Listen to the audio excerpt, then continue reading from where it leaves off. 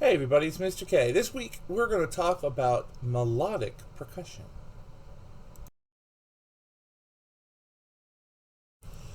Now, the most common melodic percussion that we know of is the xylophone. We use that instrument to play any number of songs that can be played. In fact, the xylophone has been used for a very, very long time to supplant or support the orchestra or band that is playing as well. It's really of interest that it can play higher notes than some of the instruments that are in the band.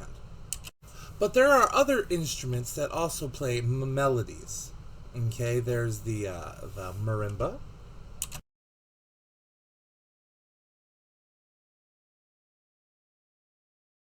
There's the chimes.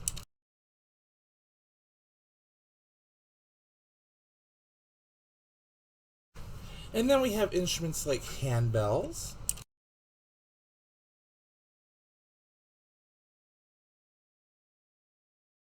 And all of these instruments come together and they can play different melodies. Now, that's not to say that we are limited to just those instruments and those styles. People have been creating all sorts of melodic percussion for a very long time. And because we've been making these instruments for a very long time, we have different materials that can be made out of. We can make them out of wood, which we've seen before. We can make them out of metal, which we see normally with our xylophones. But I've also seen them made out of stone and out of glass and, interestingly, out of ice.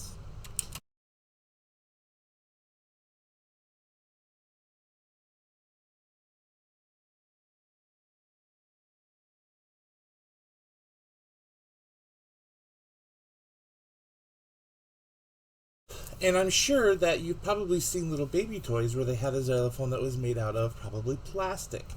As long as it can vibrate and be hit, it can be a percussion instrument. And as long as we can change the note it says or note it makes, the pitch, then it can be a melodic percussion instrument. Now, to play all of these instruments, we have to use something that's called a mallet. Now, a mallet is literally just a stick with something on the end of it that hits the instrument. Like my singing bowl, I have a mallet for that. Okay, it's a wooden stick, and it's got this on it. This is leather. This is the head of my mallet. And the reason it has that is so that when I hit my bowl, I don't bend or break or hurt my bowl in any way. Because if there were to be a divot or something else on the metal of my bowl, it would sound different. And the same happens for all other melodic percussion.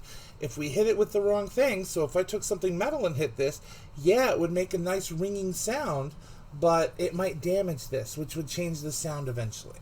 So that's why we make sure our mallets have something on them. This is just a stick that has leather on it, but some of them are tiny sticks that have cotton or plastic or rubber on them. And yes, sometimes they have metal, but it's not something that we see quite often. Now, somebody mentioned in one of my classes that piano can be a percussion instrument, and it can. In a piano, and we'll learn about this soon, in a piano, there's something called a hammer that actually hits the strings. And as we know, hitting something is what makes a percussion instrument. But a piano really doesn't fall under percussion or strings. So we'll be talking about those instruments at a later time. I hope you had a little bit of fun learning a little bit about melodic percussion. I'll include some videos down below so that you can see some of the different examples of the instruments that we talked about in this video. I will see you in your meet, and I hope you have a great week. Bye, everybody.